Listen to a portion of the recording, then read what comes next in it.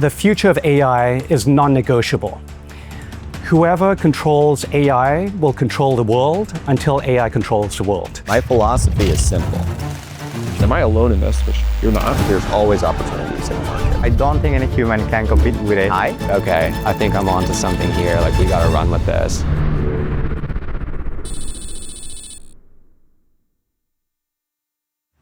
I'm Professor Harold Tan. I was educated at UCLA and Harvard. I hold my Series 65 license.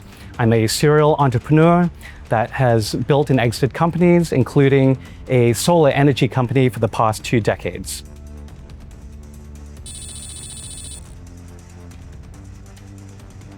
I believe that energy is the basis for all civilization because the more advanced a civilization is, the more energy it uses.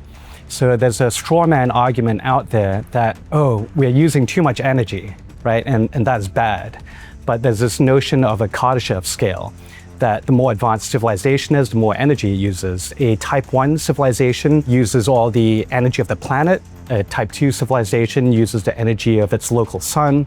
And a type 3 civilization uses intergalactic, several other sun's energy. I think the question is not how much energy we're using, but where does that energy come from?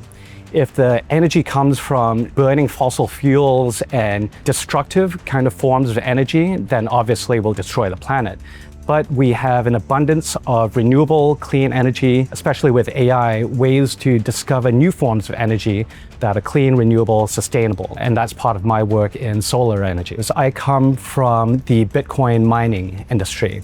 And Bitcoin is intrinsically tied into energy. Essentially, the Bitcoin miners are making their profit on the delta between the cost of energy and the price of Bitcoin. We were always looking for low cost or free or wasted energy, areas where they were producing too much energy and needed to offload it. And I saw that part of the challenge with that was interconnecting the grid and the equipment and the data centers to those energy sources. Bitcoin miners are looking for the lowest cost of energy. So it wouldn't make sense for them to be burning fossil fuels because that's going to get more and more expensive.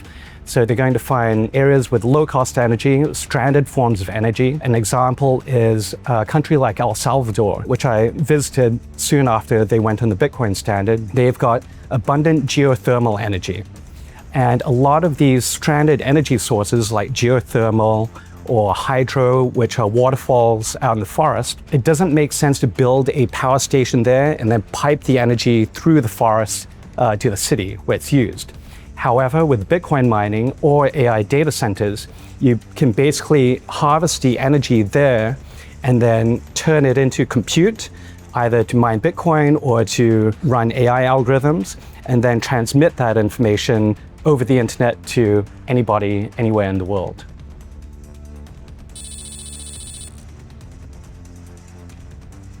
My edge is a long-term systems thinker, and being a business operator, I understand complex systems from a macro, holistic point of view, and I'm not emotionally driven by the market. A lot of people I see get shaken out of the market with volatility. For me, volatility is vitality. It shows that there's life in it. Everybody likes volatility to the upside, they just don't like volatility to the downside. And I think as long as you net volatility to the upside, I think that's a great thing.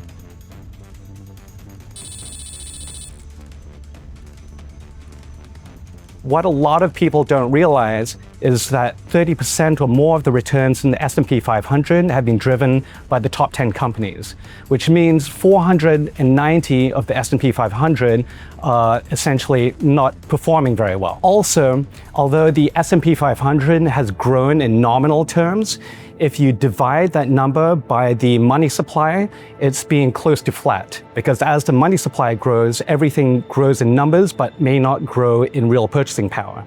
So the key is, how do we actually not only beat the S&P 500, but beat the rapidly growing money supply? The government is massively in debt. There's over 120% debt to GDP ratio, which means we are in the debt spiral. There's only 3 ways out of a debt spiral. One is to increase taxes.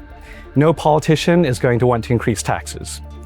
The second is to cut spending and introduce austerity. No politician wants to do that. And the third is to simply print more money, which requires no legislation. So printing money is basically what's going to happen over the next 10, 20, 30 years, and it's going to accelerate with the amount of debt that is accruing. And so the question is, how do we invest in a way that outpaces the money printer? I think that all the value is going to accrue to scarce bottlenecks, scarce foundational energy and physical items that cannot be duplicated or scaled out infinitely is where the value is going to accrue.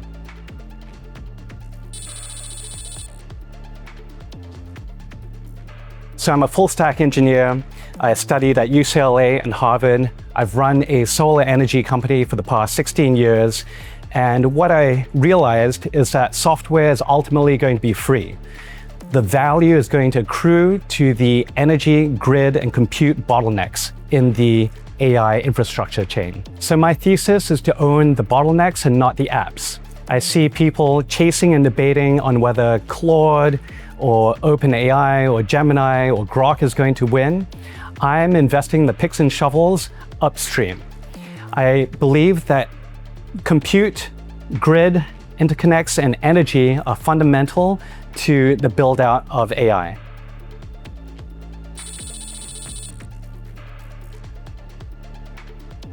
I think for at least the next 5 years, software is going to become free and abundant. Essentially, anybody can vibe code their own software now, whereas previously you needed that special talent or engineering expertise to code software. What is valuable is the chips, the compute that's needed to build out the data centers, the actual energy needed to power those chips, and the actual grid interconnects for the AI compute layer.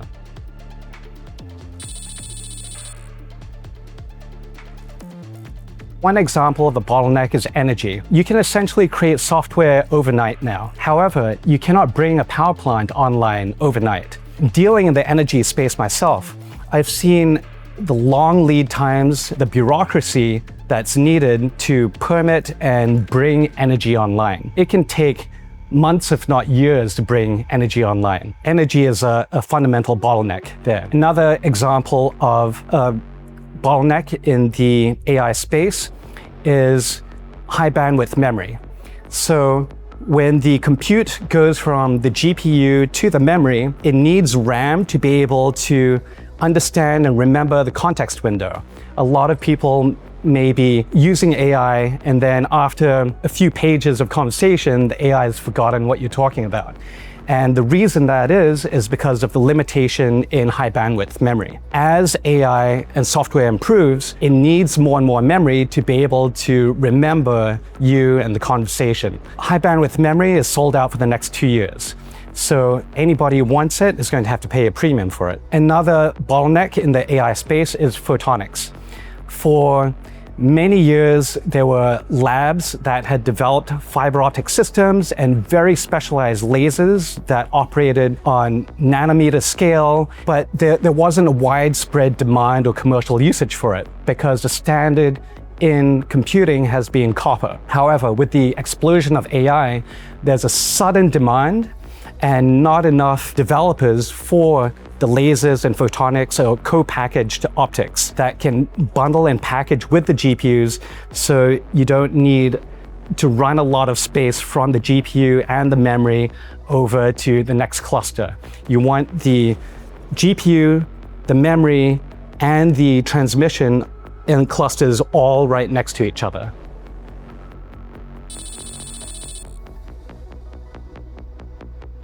In the AI compute build-out, Nvidia is designing the chips, and they've designed a phenomenal workhorse for computing. Taiwan Semiconductor is manufacturing the chips from Nvidia's design. What people don't know is that there's another key business in this ecosystem, and that is ASML that develops EUV, or extreme ultraviolet lithography machines. ASML is basically building the machines that Taiwan Semiconductor needs in order to manufacture the chips. And there's only one company on Earth that has these machines, and it's in my portfolio.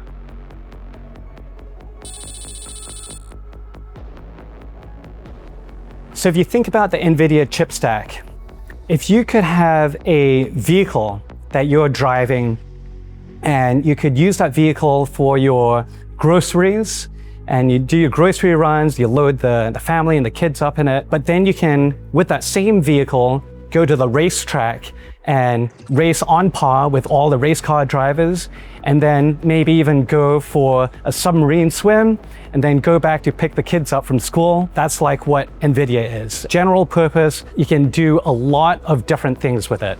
And that's the powerhouse of the Nvidia chip. Like, how much would you pay for one vehicle that can do many things instead of having to need a minivan for the kids and then a sports car for the racetrack and so on?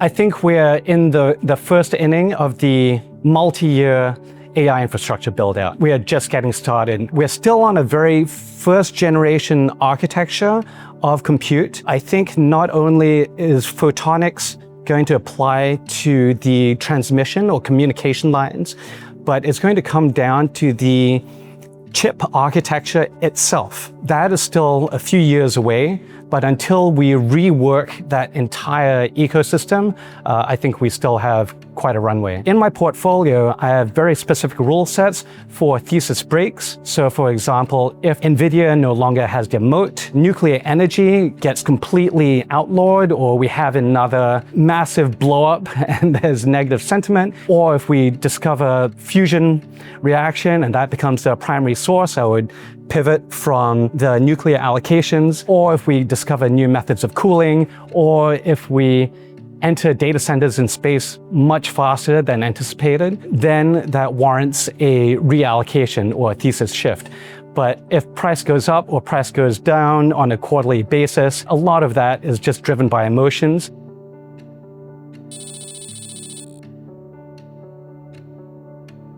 The most important thing that people need to realize is the US is in a debt spiral, which means we are going to accelerate money printing, which means any cash savings in your account is going to melt like an ice cube.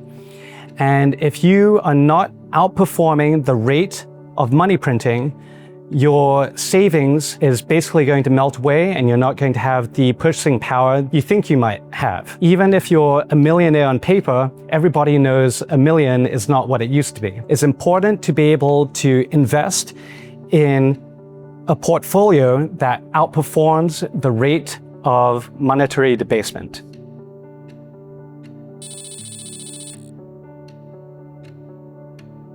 I started having AI analyze my own investment portfolios to find where I could optimize it and perhaps improve alpha. I started sharing it with friends, which made sense to them. They would follow along, but I kept updating this Google Doc for friends and family to follow along, and then I realized Autopilot could basically do that for me.